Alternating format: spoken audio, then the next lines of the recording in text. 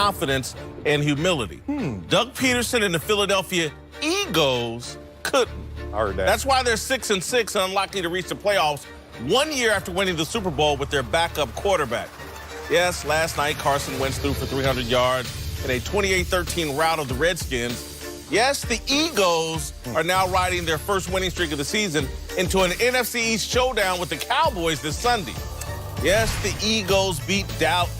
If the Eagles beat Dallas, they'll be tied with the boys at 7-6 atop the NFC East. But it's too late for the Philadelphia Eagles.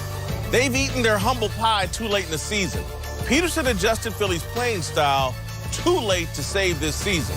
After winning the Super Bowl in his second season and doing it with a backup quarterback, Peterson and his players fell in love with themselves. They looked over at Bill Belichick's no-nonsense approach and decided Philly's 1 Super Bowl ring trumped New England's 5. It started at the Eagles' Super Bowl parade when center Jason Kelce told everyone who doubted the Eagles, F you. You love the Eagles, let me get a hell yeah! You love the Philadelphia Eagles, let me get a hell yeah! Jason Kelce's too small. Lane Johnson can't lay off the juice. Brandon Brooks has anxiety. It's the whole team!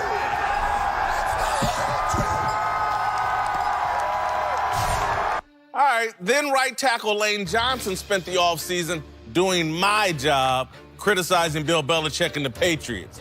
Johnson said Belichick runs a fear-based organization and the team is no fun. Everybody in the Eagles organization published a book during the offseason, including free agent signee Michael Bennett. The Philadelphia Eagles transformed themselves into the Philadelphia Eagles. Can you blame them? They won a Super Bowl with their backup quarterback.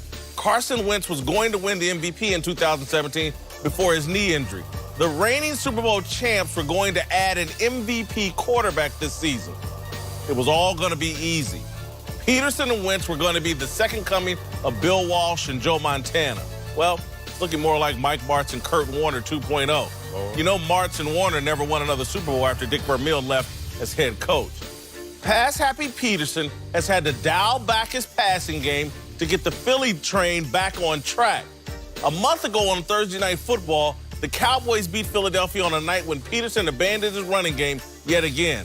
The next week, the Saints brutalized Philadelphia 48-7 with a balanced attack. Philly has won the last 2 weeks by de-emphasizing Wentz and establishing a ground game. This formula may beat the Cowboys this Sunday, but the following weeks, Philly plays the Rams and the Texans. The Eagles choked on their own egos a long time ago. All right, joining the desk now are Fox NFL analysts Tony Gonzalez and D'Angelo Hall. Marcellus, start with you. I blame the Philadelphia Eagles. Ego. Let go of my ego. Yeah. For the 6-6 mediocre season. That's what's the problem. That's what's been the problem with the Philadelphia Eagles. And that's conventional thinking. That is the way that most people will look at this and title this season's thus far. You look at this team, and it could be simple. It could be lazy at times to just say, Super Bowl hangover, therefore you're a 6-6 ball club. But I want to disagree with that sentiment, and I want to dive deeper into why do you think it's their ego? As we define ego as your view of your own importance and esteem. So you're the Super Bowl champions. You should think pretty highly of yourself. So that's one. I'm looking at this team. They came back, and they weren't full of themselves. Other teams were fully motivated against them. Remember, this is the underdog team that won the Super Bowl. So now everyone has woke up to the fact that you are now the champs, and we are coming fully motivated, full throttle at your head. What happens? Oh, my quarterback is not the same quarterback that even led us to the Super Bowl, and he's coming off an injury. Everyone knows in football circles it takes 2 years to fully recover from an ACL. So he's going out there. Yeah, he's medically cleared, but in the same breath, not the same guy. What happens after that? You see this team not finding itself because they're trying to abbreviate their philosophy based on their quarterback and his health. And then now they got the running game in tow. Now they're getting healthy. You saw Darren Sproles back out there. But let's just stay focused on the ego part. The team that wins the championship the most are the New England Patriots. You want to talk about ego? Let's talk about a team that has an owner that wears Jordans with his tux. That's an ego. I love me some Bob Kraft, Columbia football, but that's an ego. A quarterback that lives a bigger lifestyle than LeBron James. You could call that an ego a little bit. Julian Edelman and all his little off-the-field issues, we're going to let that live. And then Gronkowski partying and going on cruises and boats in every nightclub, slam dancing. But we're going to sit there and say the Patriot way is egoless football. I beg to differ, and I don't think the Philadelphia Eagles were fooling themselves. Patriots don't talk all that smack. Oh, look at him. That's all you're going to say. Hey, look, Marcellus is a little bit too nice. I just think this Eagles team is not very good. I didn't think they were that great last year. I think they had a miracle run, that everything was going right for them, even when their starting quarterback, who's having an MVP season, is hurt, and then you bring in Nick Foles, who I gave him no chance at winning. I thought the defense was still very good, but I just did not think Nick Foles would be able to operate this offense at a high level and get them to a Super Bowl championship. And so you just couple all those things in there, and I just don't think this team was really that good from the jump. I think they just had the perfect storm where everything was going their way, where the ball was bouncing their way. They were getting calls.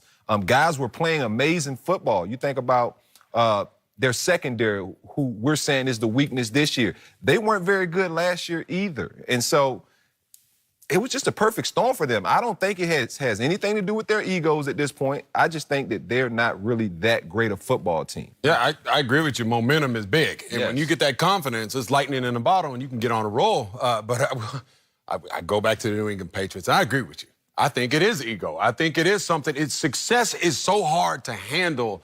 And that is why the New England Patriots are the best in the business of all professional sports, because they don't get to that. Nothing wrong with ego. Yes, you talked all about the partying and Tom, and they do all that stuff. But still, when it comes down to it, football is at the top of the list. It's the most important thing. That's why Bill Belichick doesn't get caught up in drama.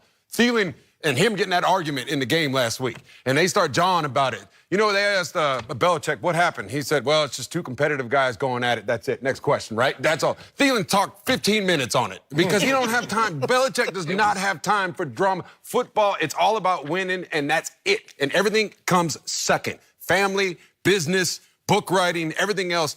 And I think when you keep that at the top of the list, that's when you become consistent. And that's the hallmark of greatness. That's unfair. That's unfair because the construction of this team that actually won the Super Bowl is not the same team you rolled out week one the next year. So in traditional terms, when you say Super Bowl hangover, you're really talking about a carryover of the same team. They had to insert their starting franchise quarterback who's at 60, 70%, and then say, go out there and duplicate what you did last year. Finish that momentum off despite having 9 months off and parades and really feeling all the love and attention. That's a different course than the traditional Super Bowl hangover. Look, I've never seen what Jason Kelce did at that parade. We've never seen it. Lane Johnson, then to come out and start attacking the gold standard in the NFL, Bill Belichick. That's stuff me and you should do sitting on TV, not when we in the fire with these guys. And so we've never seen this kind of explosion of ego. And I like D'Angelo's point because I think it serves my point. They weren't that good, and they got full of themselves, and now they're getting spanked. And they're 6-6 and look mediocre and going to be in a dogfight with Dallas for this division. New England Patriots, they go through that same stuff, though. They have injuries, guys get suspended, the steroids. They have the starting quarterback go down. Tom Brady gets hurt. They still win 11 games. And no playoffs. It's no playoffs, but they're still successful. I'm just saying, this is how much I love Bill Belichick. I love Bill Belichick. I can picture him. He doesn't. I was talking about to my wife this morning. We got in a little argument, and she wants to keep going. But you guys are married, right? Yeah. So you know, hell well, this is what you do. If you ever do get married, at least my wife, they want to keep going back and forth, back and forth. I'm like, I thought we were done with this. Why do we got to keep talking it? Like, you win then. And I think Belichick's like that. He don't want to keep talking about the drama. He does not like drama. And if you got drama, he's going to get rid of you. And that's why I think they're so consistent. They deal with the same stuff that every other team in the NFL deals with. That's my point. But that's to my point as well. They deal with the same things. They step in it like everyone else. So to blame the hangover effect on this team when we don't blame it on other teams, it's just a result-based conversation. And look, we don't know the results of this team this year. They can still win this division. They can. There they go. I said that last year. They had was not believing in the Eagles. Zero chance. They don't win the division. If they beat Dallas this week. And they will have the same record, but they still have zero chance to win the division. Okay, you saying that, but that doesn't mean Because they have the Texans and the Rams. I get exactly. it. Look, last year you're going to have to tell me we didn't work together, but I was not on the Eagles bandwagon. And every step of the way, I was eating crow. I'm not sure what this team's mentality is, but if they like being underdogs, they're back in that same position that galvanized them last year. I just don't see how they win 3 out of the last 4 against the Cowboys, the Rams, the Texans, and the Eagles. Did you see the Cowboys beating the Saints? But hold up. The Cowboys have the Eagles, the Colts, the Bucks, Eagles, Colts, Bucks, and Giants. You making that mistake we all make, which is look at the schedule, get a pen out and say, schedule does matter. I've been in that locker room. The Cowboys saw the Saints, and you know what the schedule said for them? I know. L. Guess what happened? W. I know it can happen, man. Yes, it can happen. Anything can happen. That's why we play these games. Yeah. But if you had to bet your life on the Eagles making the playoffs right now, what would you do? I'll say, let me wait till this game against the Cowboys, and then I'm going to bet my life after that. Let's stay right there then. That's telling. Let's stay right there then. Yeah. Do you believe the Eagles are going to beat the Cowboys this weekend? Keep it real. They have... That sounds like no to me. It's a no with trepidation because they have played themselves into a competition argument where I'm like, anything can happen. Before last night, I would have said Cowboys are going to beat them. They're riding too much of a high. The defense is playing too well. Dak is starting to feel himself. Mari Cooper in that relationship. But then I saw the Cowboys beat the Saints in a game that no one saw come except Jason Whitlock. And Bucky Brooks. Yeah, y'all both making headlines. So then I saw that, and then I'm like, you're both right. What you were. Now I think the Eagles can do the same thing. Remember, when you're playing a divisional foe, one thing you have inherently is confidence. You're never out of a divisional game because you're familiar with your opponent. At the end of the day, even if they win that game, yes, the Eagles could beat the Cowboys. Yeah. Yes, absolutely. Right. Yes, they're 7-6 now. They both have the same records. So now at that point, they have to go to LA and face the Rams. Right here. And they go, and the Texans come to them. Can they win both of them? Or one of them? The Rams one's going to be the most difficult, but hey, the Rams are in. They right now playing great, but not exactly. Let me win this fight. Not exactly unbeatable. Let me win this fight. They could beat the Texans. Let me win this fight. There was a 33-year-old man last night that ran 90 yards straight downfield, and there wasn't one Eagles player that could even go get it. He was moving away from them. Not one Eagles player. 90 yards, a 33-year-old man. What do you think Zeke is going to do this week? And that man only had one run. The rest of them... He didn't even get 100 yards. He only had 9 carries. What do you think Zeke is going to do? They're going to shove Zeke down that defense.